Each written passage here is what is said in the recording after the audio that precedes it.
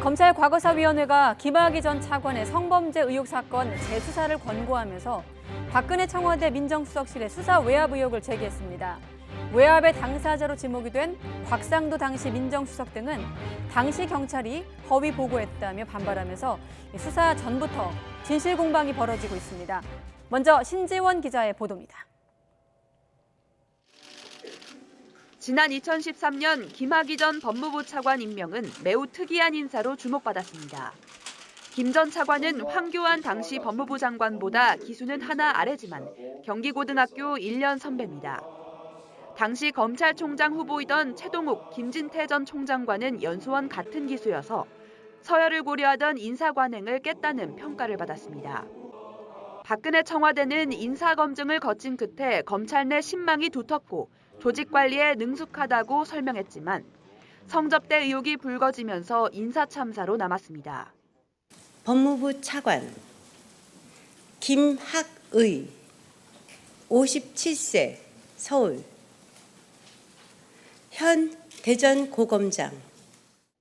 당시 임명 과정에 대해 검찰 과거사위원회는 곽상도 자유한국당 의원과 이중희 전 민정비서관이 직권을 남용했다며 재수사를 권고했습니다. 김 전 차관 의혹을 내사하던 경찰을 질책하고 지휘부를 부당하게 인사조치해 수사를 방해했다는 겁니다. 공직기강 비서관으로서 인사검증을 책임졌던 조응천 더불어민주당 의원은 이번 수사 권고 대상에서 빠졌습니다. 관련 진술이 나오지 않았고 추가 조사가 필요하다는 이유입니다. 하지만 과거사위 수사 권고와 관련해 세 사람 모두 반발하고 나서면서 수사 전부터 진실 공방이 오가고 있습니다.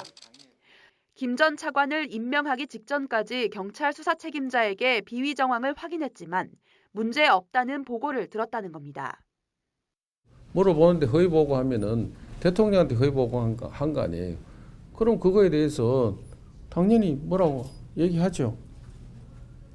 그걸 수사방해라고 얘기를 하면은.